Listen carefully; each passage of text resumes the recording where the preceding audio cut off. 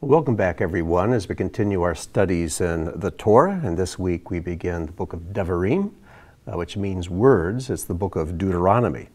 And before we get started, I just want to give you a heads up that things might be a little bit different today. And the reason for that is Robin and I have been traveling for the last 10 days and just got home last evening around 8 or 9 o'clock. And but we had an amazing time, a wonderful time. And the first part of our travels we're in Texas, in eastern Texas, in Mount Vernon, and we were visiting a place called Hope Ranch, which was the product of a vision that God gave Catherine Lee, and maybe some of you have read her book, Interrupted: The Joy and Mystery of a God-Directed Life. I got to read the book while I was there at the ranch. And God provided this beautiful 1,000-acre ranch for the purpose of helping young women who are rescued from human trafficking. And to see the work that's being done there is truly inspiring and wonderful, miraculous. And so I encourage you to read the book. It was quite an experience for us, a life-changing experience for Robin and myself, both. And then after leaving eastern Texas, we drove on to Fort Worth, where we spent several days with our oldest son and his family. Wonderful time, but I'm a little road weary. I would like to chalk it up to jet lag. It's only one hour difference in time, but I guess I'm hypersensitive to jet lag. But I do have something prepared for you today as we look at the first parsha of Devarim. But if I had my way, what I would love to be able to do this morning is just to have 6 or 8 people here sitting in a circle with me and just discussing the portion. And but unfortunately, there's just me and David, who's in the tech room, and you. I have to imagine you listening to this and the questions you might pose and the insights you might share. But this Torah portion, which is from the first verse of Deuteronomy up to chapter 3, verse 22, is such an amazing portion. And as I've just been chewing on it over the last couple of weeks, I've come to believe that just about everything you and I need to walk out the spiritual life, to walk out a victorious life, is found in these 3 chapters. It's truly quite amazing. And you know, the setting for this is that Moses is there. He's led the people of Israel for 40 years, and he's on the shore of the Jordan River, and just right across there, you could almost touch it, is the land of promise, the goal, the place they have been struggling and suffering to reach over all this time, and there it is. Moses is 120 years old. There's nothing he would like more than to be able to cross over with the children of Israel into the land. But God has told him he can't do that. And so here in the book of Deuteronomy, Devarim, Moses is pouring out his heart to these Israelites whom he's come to love and who he's suffered with and who he's led and for all these years, who he's wept over and prayed over and had to exercise a lot of patience with, and he just wants to pour his heart out. It's almost like when your children go off to college, they're leaving home, and you just want to give them all this last-minute advice so they do well. And Moses wants the Israelites to do well. Even though when we get to the end of the book of Deuteronomy, he reveals the fact that he knows that they will not. But he still is encouraging them, and he wants them to do well. And he knows that at the end of time, eventually, they will be successful. And you know, I'm no Moses. I'm not 120 years old yet, and I haven't been leading a congregation for 40 years, but I've been leading a small one for 25. And I have a little inkling of what Moses must have felt when he was speaking the words of Deuteronomy, because I just want more than anything in the world to see Beth Tikkun do well, to succeed, to continue on, to thrive and prosper, and become fruitful and to grow, and become stronger and more courageous. And so over these next 11 months, you'll probably hear that appeal in my voice and see it in my eyes as I go through the Torah with you this one last time. I just want more than anything else to see the souls that make up Beth Tikkun and the souls who are around the world who see themselves as part of this ministry and this congregation, to see you grow and really do well.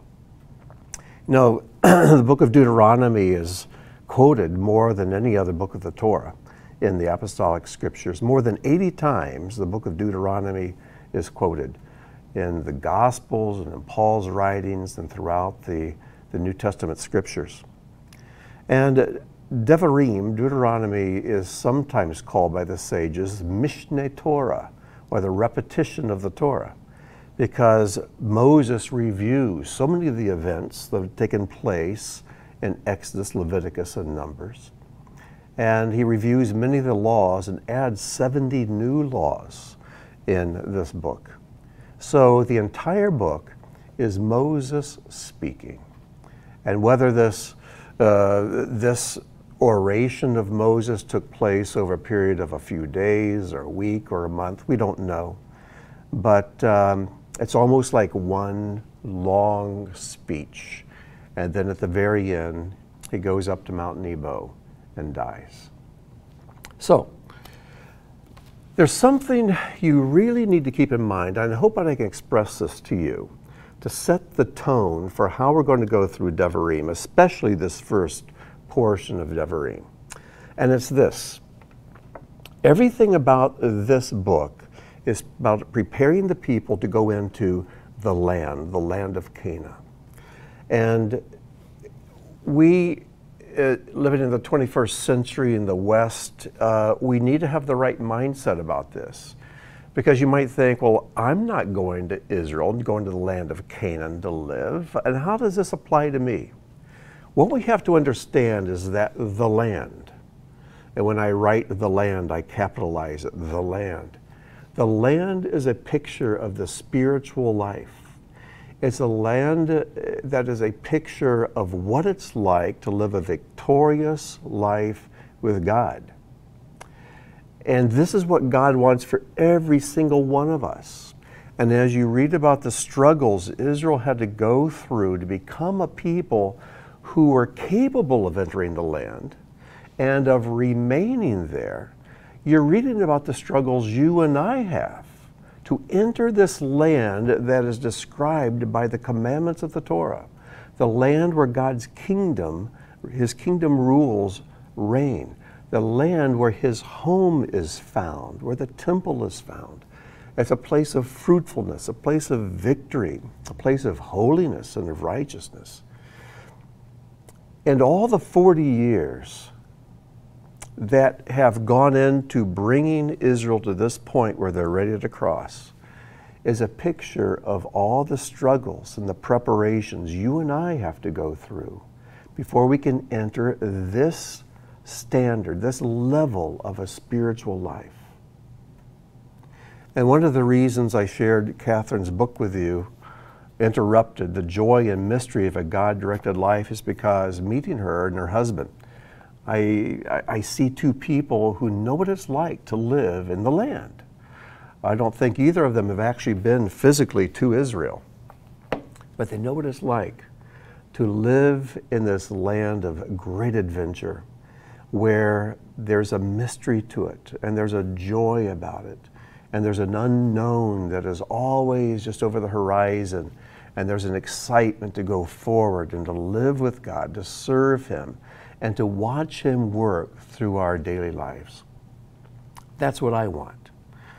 And I feel like one of the spies who's been in the land just long enough to come back and tell you about it and say, come on, let's go in. It's wonderful.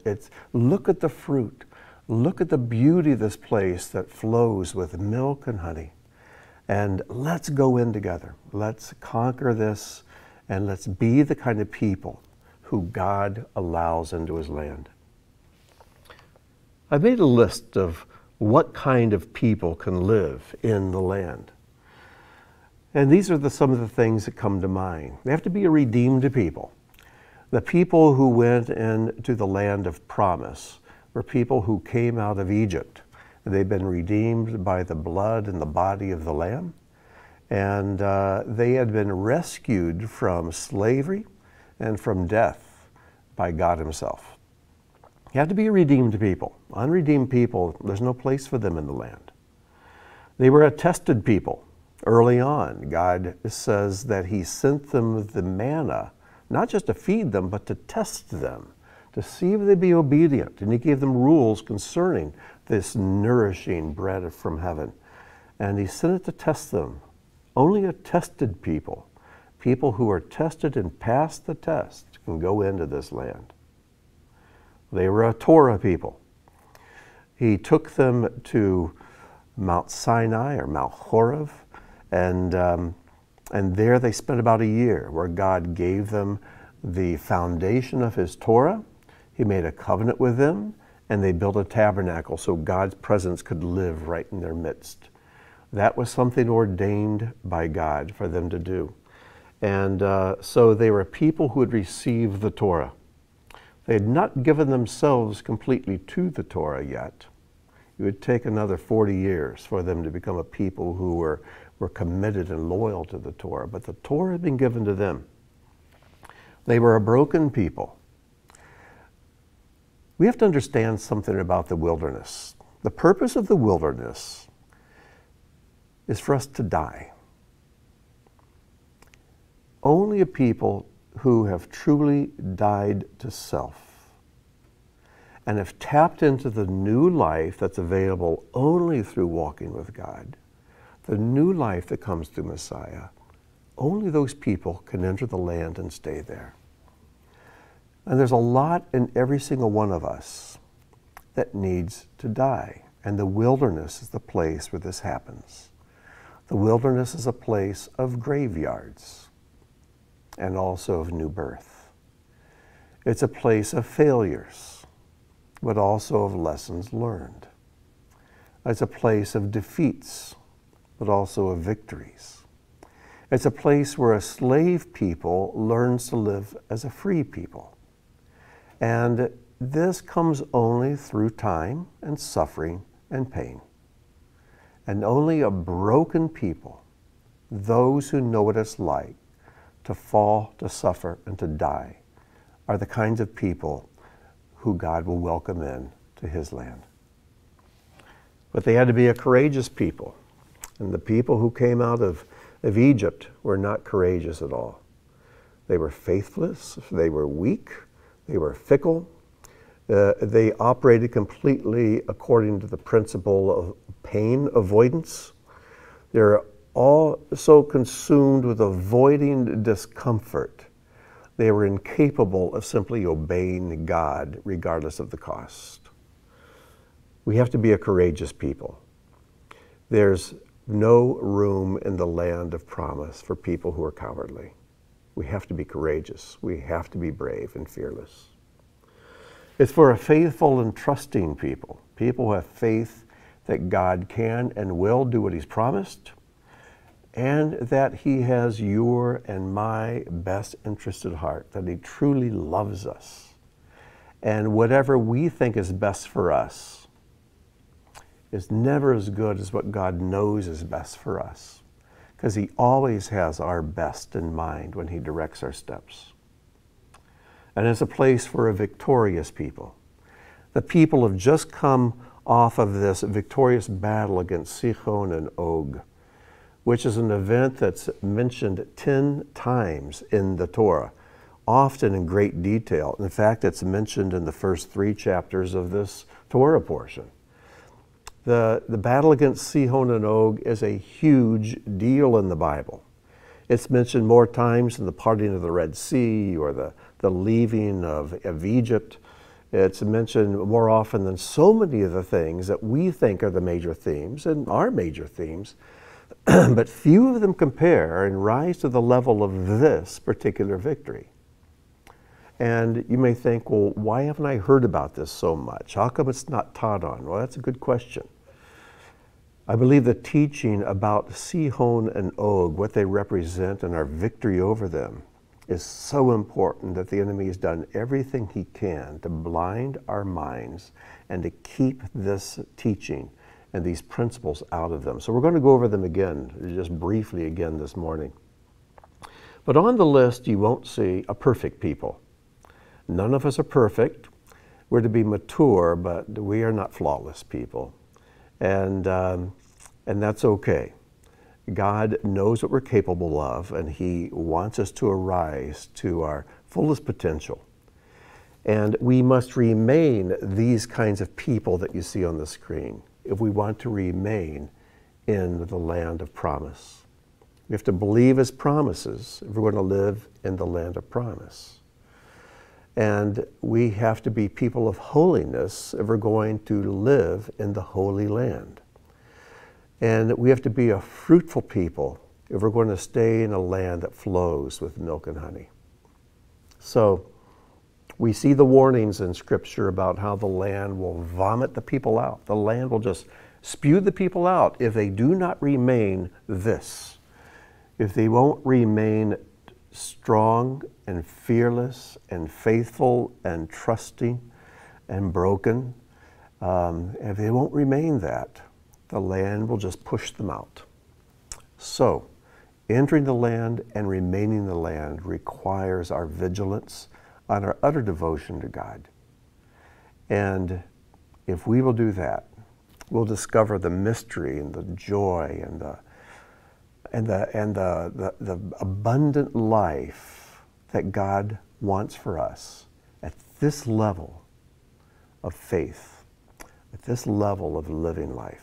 So, without further ado, let's get right into our teaching. And what I'm going to do, I'm just going to read some bits of Deuteronomy and then share with you an insight or two that just stood out to me this time going through the portion. So, Deuteronomy, Devarim, chapter 1, verse 1, these are the words that Moses spoke to all Israel on the other side of the Jordan, on the eastern side, concerning the wilderness, concerning the Arabah, opposite the Sea of Reeds, between Paran and Tophel, and Lavan and Chazerot, and Diazahav. Now, the sages say that these names, I think there's about 6 of them here, that these names are actually code words for testings and failures and some really painful experiences over the 40 years. That may be or not, but that's something you can look into. Verse 2, 11 days from Horeb, that's Mount Sinai, by way of Mount Seir to Kadesh Barnea. Let that sink in for a moment. From Mount Sinai to the Jordan where they are now is an 11-day journey. 11 days. Not 11 years, 11 days. But because of their unbelief, their faithlessness, their cowardice, they stretched those 11 days into 40 years. There's a powerful principle here for us. God has an abundant life available for you, but only until you become truly courageous and trustworthy and you believe in Him and have faith in Him and you're willing to follow Him, that short journey to abundant life can be stretched into years. Many believers never experience abundant life. They experience the redemption from Egypt, but they never experience the abundant life of the land because they never make it through the wilderness. But an 11-day journey became 40 years. Verse 3, it was in the 40th year, in the 11th month, on the first of the month, when Moses spoke to the children of Israel according to everything that Adonai commanded to them, after he had smitten Sichon, king of the Amorites, who dwelt in Heshbon, and Og, king of Bashan, who dwelt in Ashtaroth in Edrei. And there we have it. 4 verses into the book, he's once again going back to this victory over Sichon and Og. Why is this so important? Let's review just for a moment.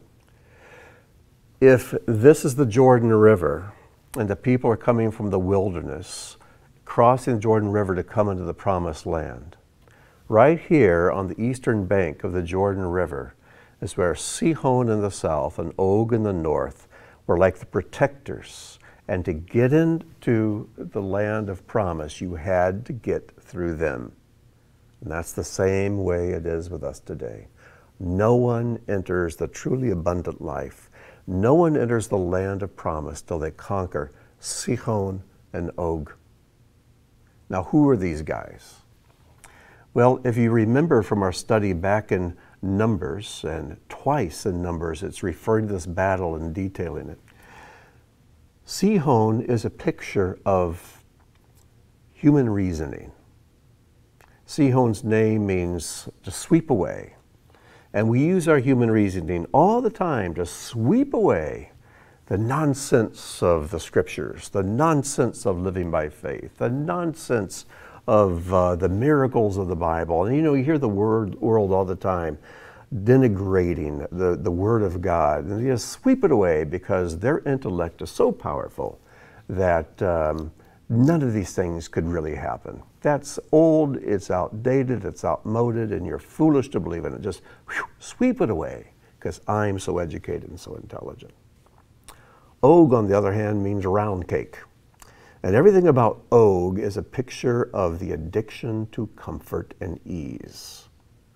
Let me read that verse again, but this time, instead of reading the names, I'll read what the names mean in their place. Verse 4, after he'd smitten, sweeping away, king of the talkers, who dwelt in thinking, and Og, the round cake, king of ease, who dwelt in the good pastures in the valley. On the other side of Jordan, in the land of Moab, Moses began explaining this Torah, saying, and we went through this before, human reasoning and addiction to comfort are the 2 greatest enemies to walking in faith with God. And these 2 enemies are very much connected to one another. Because when we receive instruction from God as to something He wants us to do, a change He wants us to make in our lives, the first thing we do, almost faster than thought, is, I don't like the idea of that because it sounds uncomfortable. I don't want to do that because it sounds difficult. And immediately, Sichon comes to our rescue to explain to us, yes, it is too difficult. Yes, that doesn't make common sense. No, that's probably not really what God wants. Would He ever ask you to do something that would make you so uncomfortable, something so dangerous? And so these 2 reinforce one another. These 2 kings ruled the same people at the same time together, the Amorites. And they were so entwined, just as our human reasoning and our addiction to comfort and ease are so intertwined. And then when you weave in your own ego with that, where we take pride in our human reasoning, we take pride in the fact we did it our way, and look how easy our life is as a result. Oh my goodness, how do you break that 3-corded rope? How do you break that? But we have to. We must if we're going to enter the land of promise.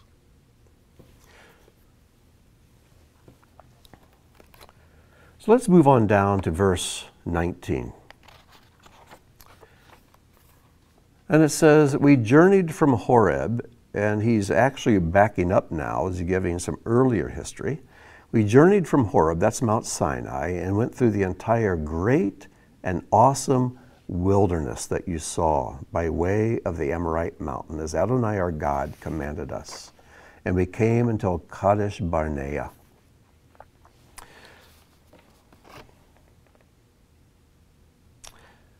An insight here.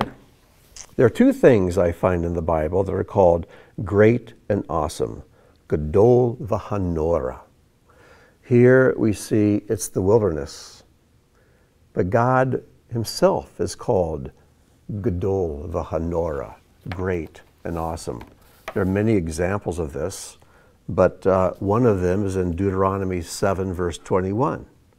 You shall not be in dread of them, for Adonai your God is in your midst, a great and awesome God. You know that song, Our God is an Awesome God? Well, the wilderness is a great and awesome wilderness. And what is the purpose of the wilderness? Again, it's a place where God takes us to die. Yeshua said, if any man will come after me, he must deny himself. In other words, his human reasoning and his love of comfort. He must take up his cross. That's an instrument of death.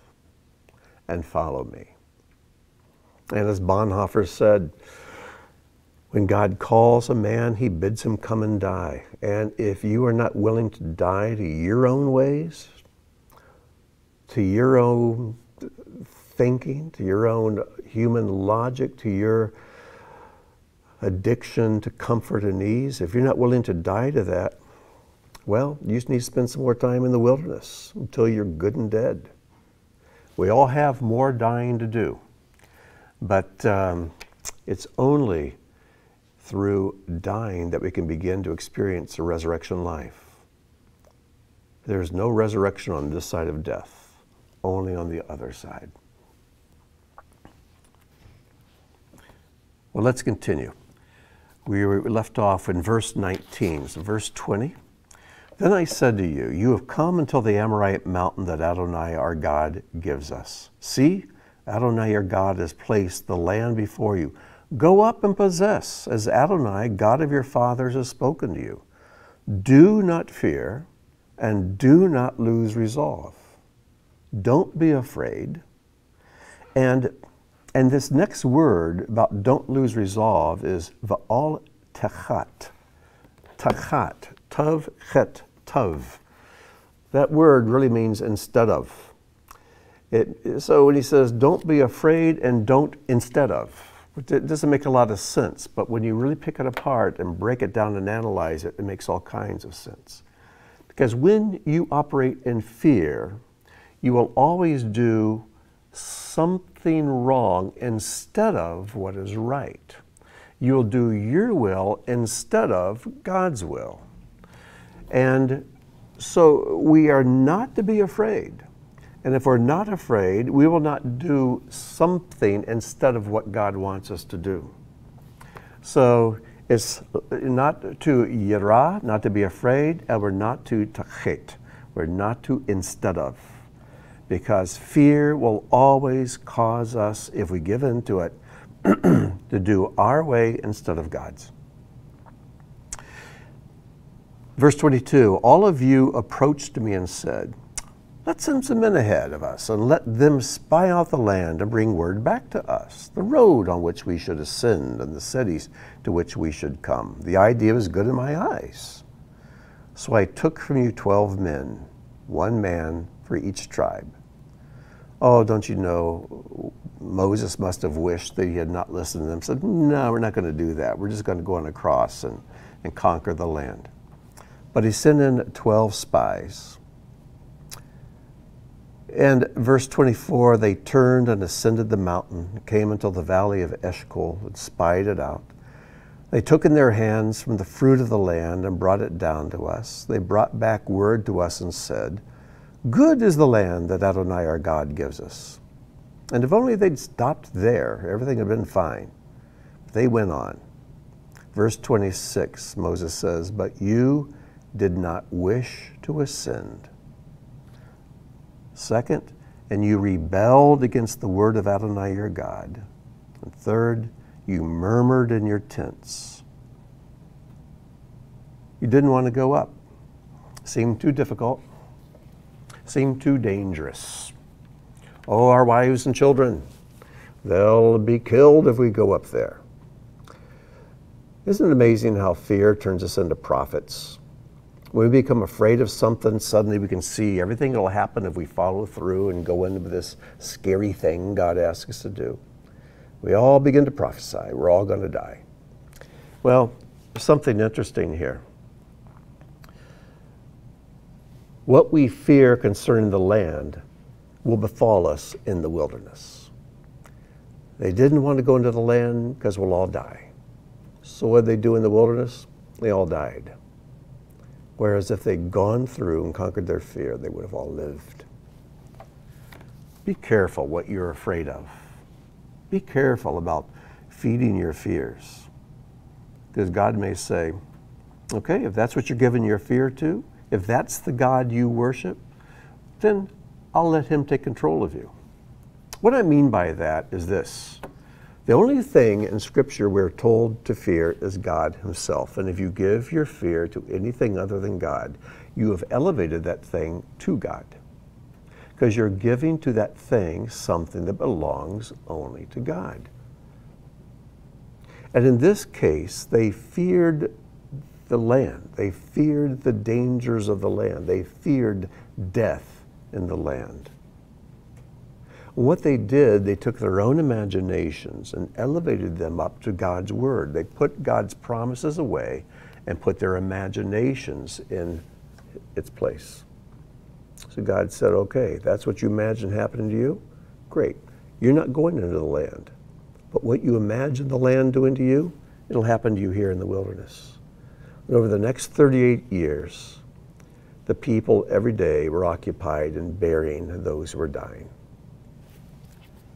We need to be so careful that we don't take what God wants and replace it with what we want.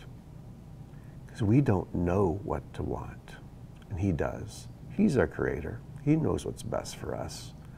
If only we could have faith in him and trust him, what a fruitful and wonderful life we would have. But you did not wish to ascend.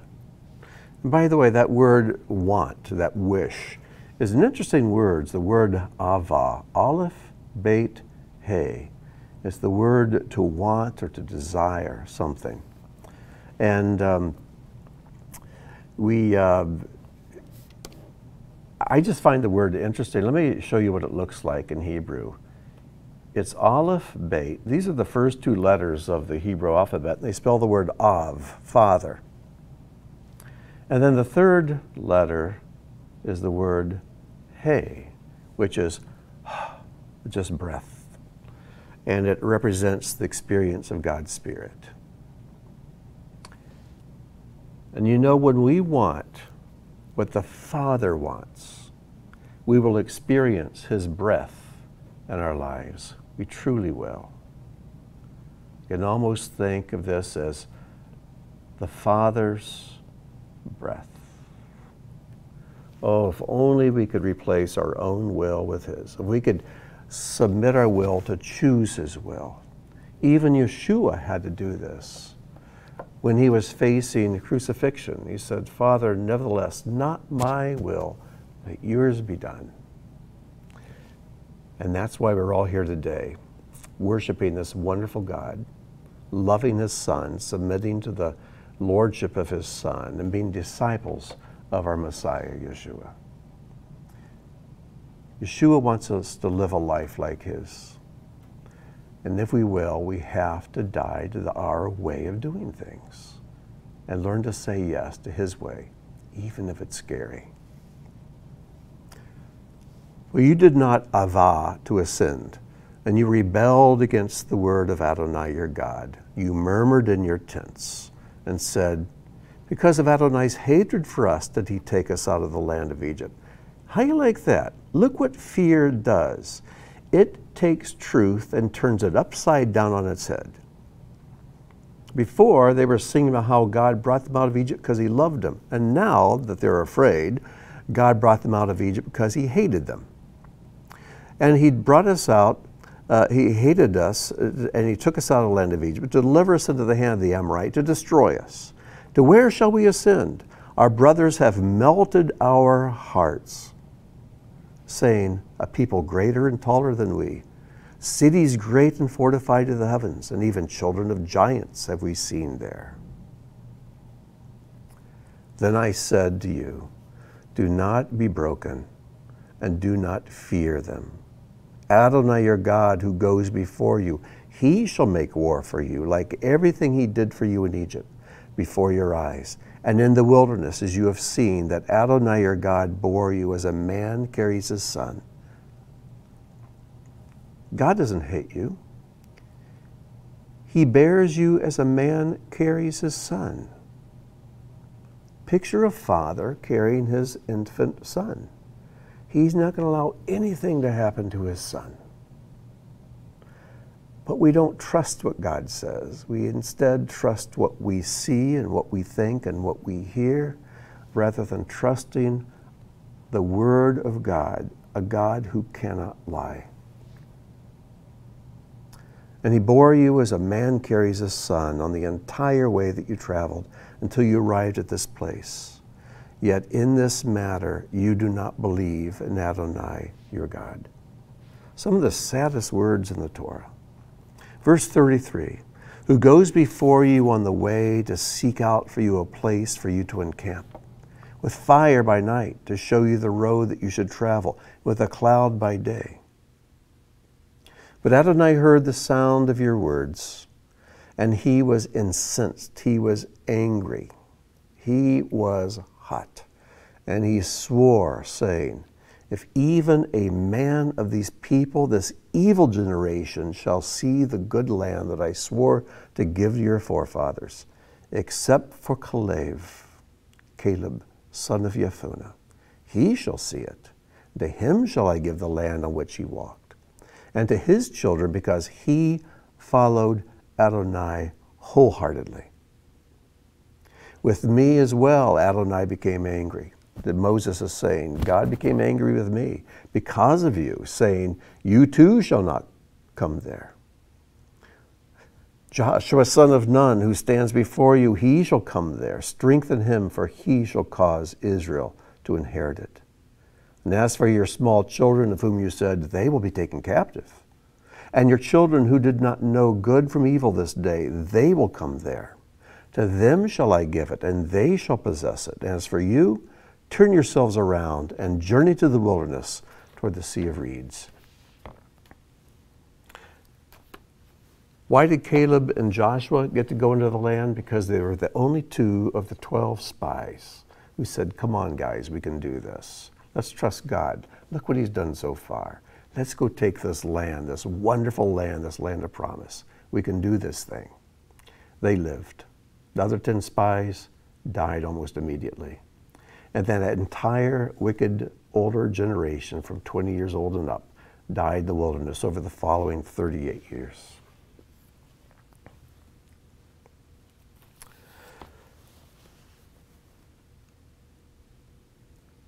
So what did the people do? In verse 41 says, and you spoke up and said to me, we have sinned to Adonai. We shall go up and do battle according to everything that Adonai our God has commanded us. Every man of you girded his weapons of war, and you were ready to ascend the mountain. So you think God would be pleased. They've all repented now. But they haven't repented. They still have not chosen God's will. What they've done is that they've realized, oh, this is going to be more painful, and we want to avoid pain. They left Egypt because they wanted to avoid pain.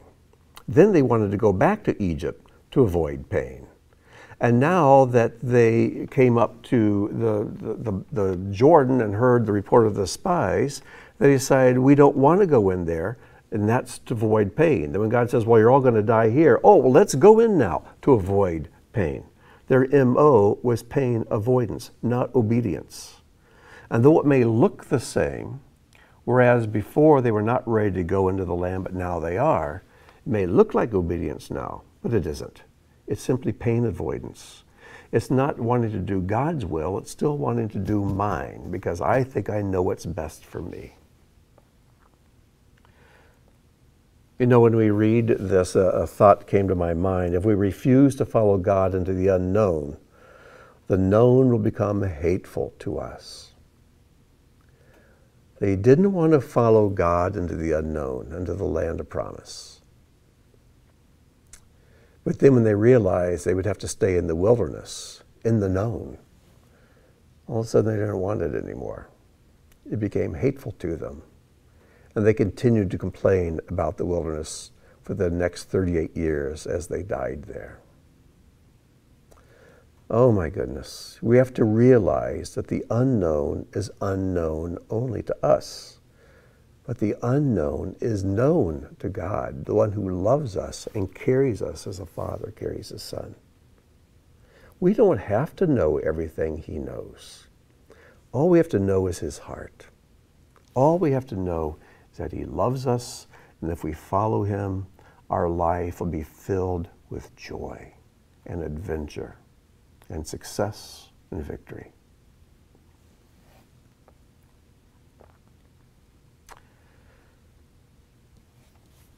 Pain avoidance does not equal obedience to God. Pain avoidance does not equal obedience to God. And I know what it's like for most of us. We do this dance. We want to do what God wants, but we want to avoid pain. We're always dancing around and making ourselves miserable in the process. Can I challenge you not to worry about imagined pain in your future? Can I just challenge you that by avoiding what you perceive to be future pain, you're actually making life more painful for yourself? Can I challenge you that the pain that God does ordain for you is doable, it's endurable, and it's beneficial? We fear pain way too much, and we fear God way too little. If we had a good, healthy fear and awe of God, and if the only thing we truly dreaded was disappointing him, we'll be fine, and we'll be able to go into the land and stay there.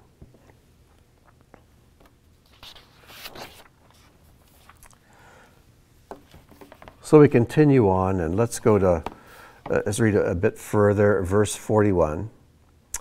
We read 41. 42. Adonai said to me, tell them, do not ascend and do not do battle, for I am not among you, so that you not be struck down before your enemies. So I spoke to you, but you did not listen. You rebelled against the mouth of Adonai, and you were willful and climbed the mountain. The Amorite who dwell on that mountain went out against you and pursued you as the bees would do. They struck you in Seir until Hormah. Then you retreated and wept before Adonai, and Adonai did not listen to your voice, and he did not hearken to you. You dwelt in Kadesh for many days as you dwelt. One of the things that I've come to realize is that God pretty much ceases to speak to those who will not obey. We'll see this a little bit later in our portion as well. He just doesn't listen. He just won't listen to people who refuse to obey him.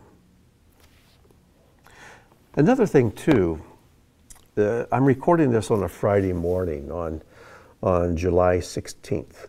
And in 2 days, on the 18th, is Tish B'Av, the 9th of Av. And it's a fast day on the Jewish calendar. And it's the day in which Solomon's temple was destroyed, and it was the day in which Herod's temple was destroyed hundreds of years later. It's a day in which, throughout Jewish history, horrible things happened. And it's a day of weeping and fasting. And we have a special, a global prayer day coming up on Sunday, on Tish B'Av. And it just so happens that almost every year, this Torah portion about the faithlessness of the Israelites is read during the week of Tish B'Av, or very close to it. And Jewish tradition teaches that this event, where the Israelites refused to listen to God, but listened to the report of the spies instead, took place on Tish B'Av, another horrible event. Well, let's go on to chapter 2. We returned and journeyed to the wilderness toward the Sea of Reeds as Adonai spoke to me, and we circled Mount Seir for many days, which is probably the greatest understatement in the Bible. We circled Mount Seir for many days. You know what many days means? 38 years. He circled Mount Seir for 38 years. Adonai said to me, saying, enough of your circling this mountain. Turn yourselves northward. Here's the verse. Enough of your circling this mountain. Turn yourselves northward. That word northward is the word Zephonah in Hebrew. Zephonah. And what's interesting is that the word Zephon, first three letters here, means hidden. Hidden. When you add the letter He to the end of a word, it means toward, okay? Zephon means hidden. Zephonah means hidden word. Hidden word is a Hebrew catchphrase or term for the north, because the surprises and sometimes the enemies of Israel came from the north. But for whatever reasons, we can read this, turn yourselves hiddenward. The rabbis read this, as do I, that God is saying, enough of just circling the mountain. You may think this is normal. It isn't. It's familiar. It isn't normal. And now it's time for you to head towards the hidden. I think most believers, not all, but most, they spend their lives as believers involved only in the physical. And they just keep circling the same mountain, doing the same routine, doing the same religious activities, doing the same rituals. Not that these things are bad, but they do them over and over and over. And they think, well, this is what the redeemed life looks like. And God says, enough of this. You need to move towards the unknown. Move towards the hidden. Begin your adventure with me. Begin to learn to live the spiritual life. This word Zephonah, this word Zephon, hidden, is found in Exodus 2, verses 2 and 3. Zephon is something that is very closely tied to Moses' birth. And it's talking about his mother, Jochebed, and the woman conceived and bore a son. And when she saw that he was beautiful, she Zephon, she hid him for 3 months. But when she could Zephon him no longer, she could hide him no longer, she got him a wicker basket and covered it over with tar and pitch. Then she put the child into it and set it among the reeds by the bank of the Nile. And I love Psalm 27:5, where the psalmist writes, for in the day of trouble, he will Zephon me, he will hide me in his sukkah, his tabernacle, his sukkah. There are several different words for hide or conceal, but Zephon is one that's attached to the north, and I think it's the one that's chosen here because God wants us to move into the hidden, into the spiritual. Move on down now to verse 14, chapter 2, verse 14. The days that we traveled from Kadesh Barnea until we crossed the Zered brook were 38 years, until the end of the entire generation. The men of war, catch that, men of war? The Nashi Milchama, men of war, from the midst of the camp, as Adonai swore to them. Even the hand of Adonai was on them to confound them from amid the camp until their end. So it was that the men of war finished dying from the midst of the people. How sad that these men of war refused to go to war. And I've met men of war. They're equipped for warfare. They're called to warfare. They're ordered to do warfare, but they won't do warfare. And men of war who refuse to go to the war are a detriment to their children. Because for their children, their entry into the land of promise was delayed by 38 years. Are you a man of war who refuses to go to war? Are you called to do spiritual battle and you refuse to do it? Are you been ordered by God to walk into the unknown and do the battle there you need to do, but you refuse to? You're hurting your kids. You're delaying their growth. Men of war who refuse to go to war lose their reward. Everything they had suffered through and everything they'd been brought out of Egypt for, they lost. They did not get to experience. And men of war who refuse to go to war will die anyway. They all died in the wilderness. So you know what? If I'm going to die anyway, why not die doing what God's told me to do? Why not go into battle? Because the land of promise is a land of battle, but without battle, there's no victory. But you know what? When you realize God is your God, He goes before you and He delivers your enemies into your hand. Who fears warfare? And we should be strong and courageous to go into the spiritual battles God has for us. Because if we're walking with Him, we cannot lose. But if we live in fear and in dread, we've lost already.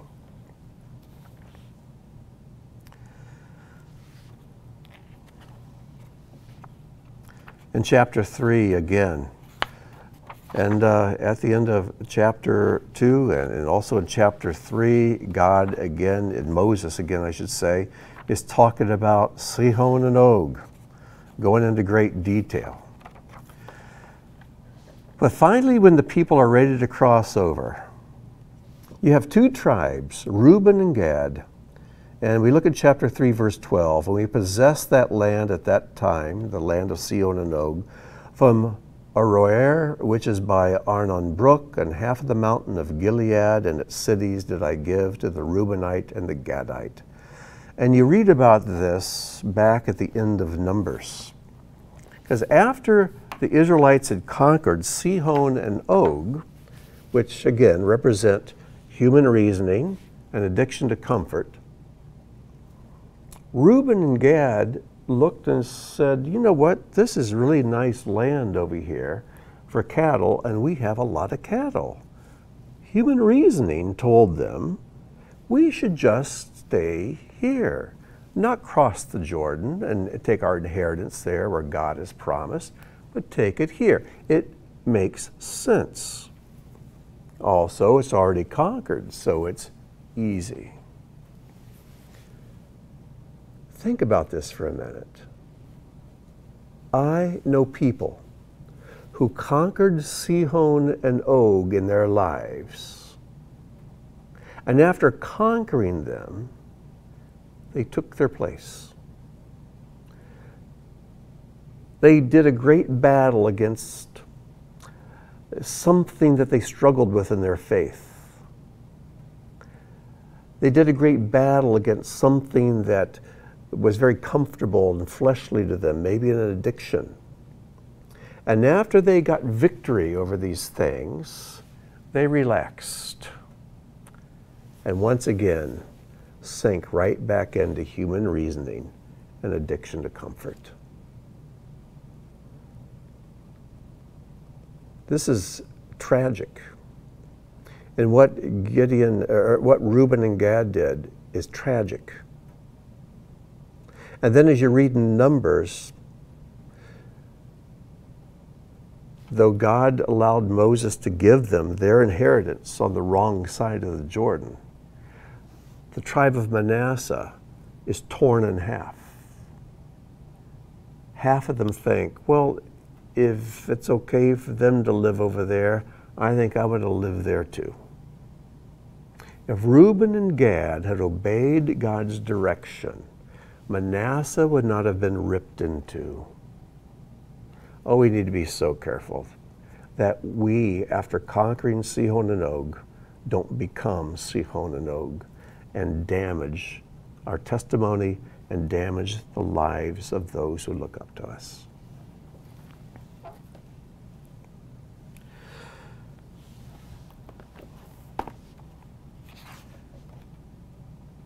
And then let's just move right on down to verse 21, the last verse of our Torah portion. I commanded Joshua at that time, saying, your eyes have seen everything that Adonai your God has done to these two kings, to Sichon and Og. So will Adonai do to all the kings where you cross over.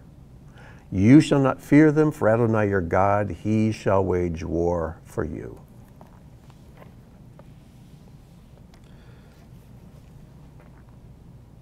All spiritual warfare follows the pattern of Sichon and Og. They become the pattern.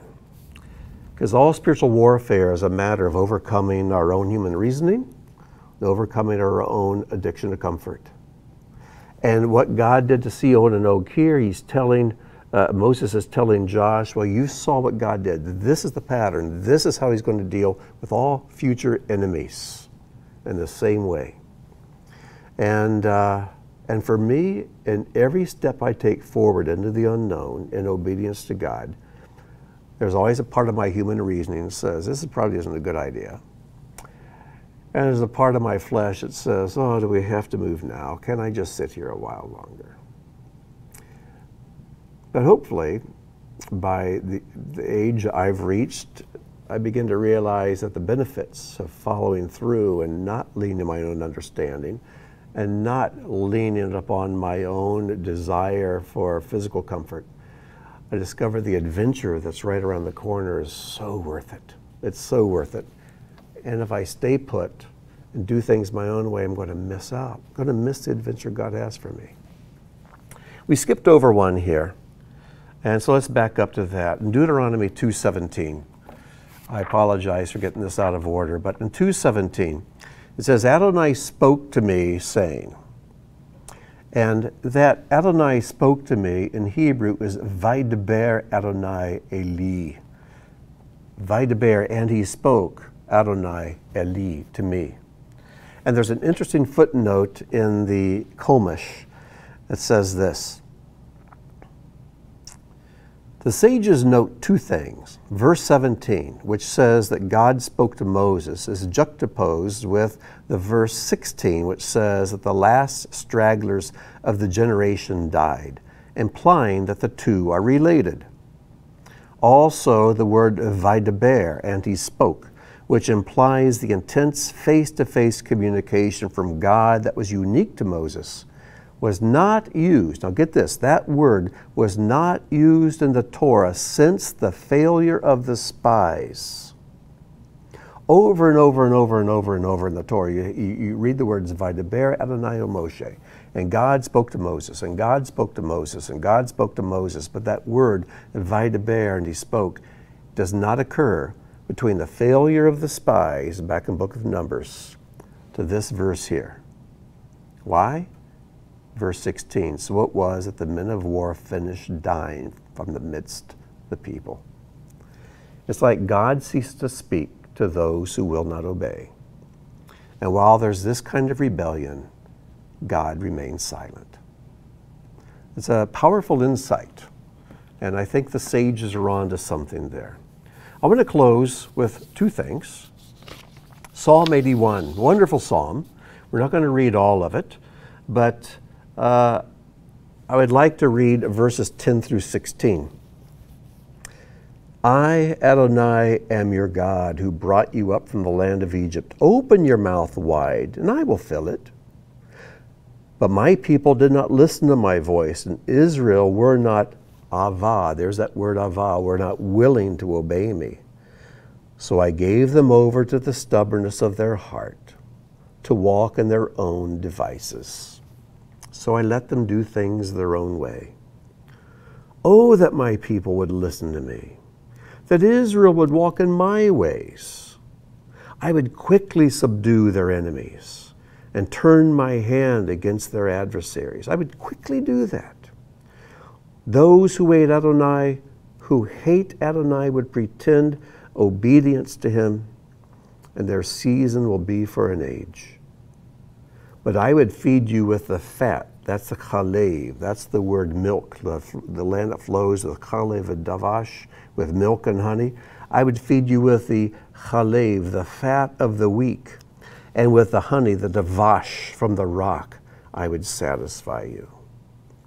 God is wanting to give us the good things He has for us more than we want to receive them. And yet we're so fearful that He's going to withhold something from us. And we're so fearful that He somehow does not have our best interests at heart. So as Moses is pleading with the people of Israel not to make the mistakes of the past, I just want to plead with you, and I'm encouraging my own heart at whatever time I have left on this earth. Let's go full throttle ahead with God. Let's open up wide the gates of faith and let's trust Him, especially in the uncertain and the days of the shaking of this world that I believe lie ahead of us. And let's let the world see what faith looks like. And so when Messiah returns and we're still here, that He will find faith on the earth. One of the things I meant to do at the beginning of the teaching was to thank Tim Pell for filling in for me last week while we were in Texas. It was a wonderful job. I so enjoyed listening to it. And he brought the teaching from Numbers 33, Numbers chapter 33. And he referred to a devotional that I wrote over a period of about 6 weeks about the 42 encampments are listed in Numbers 33. Israel spent 40 years at 42 encampments. And so Tim has taken this and formatted it beautifully. And it's available for you to print out for free. And I sent out the link for that and the Thursday update yesterday. And so if you didn't get that, you can just email me at mail@bethtikkun.com, and I'll send you that link so you can print it out. And also, if you want a version that you can hold in your hand that's a little easier, a little portable, it's also going to be available on Amazon. Amazon.com, this sounds like a shameless plug. It isn't, because you can get it for free. But if you do want one of these, this is an advanced copy that I'm going to be marking up and tweaking and making sure I chase all the little typo gremlins out of it the best I can. This will be available probably within the week. So 40 years at 42 camps. And I really enjoy doing this. And I think it is a devotional that will be a blessing to you as well. So get your free copy. But that'll be available as well if that's something you want. No pressure. So with that, let's close in prayer. Our Father and King, thank you for being our Father, for carrying us as a father carries his son. And forgive us, Father, for all the times we don't feel your arms supporting us and we doubt the direction you're carrying us. For all the times we want to do things our way, for the times we're willful and rebellious, fearful and broken and decide to do things our way instead of your way. Father, help us to learn the lessons of the wilderness. Help us to learn the lessons that are being taught to us here in Deuteronomy, lessons that you repeat over and over and over, hoping that we will learn them, apprehend them, and practice them. Father, make us the people you want us to be. How many times I've prayed that for myself and for my brothers and sisters at Beth Tikkun and for the redeemed community around the world. Make us the people you want us to be, not the kind of people we want to be. And Father, we'll give you praise and glory for it all. In the precious name of Yeshua, our Messiah and Savior. Amen.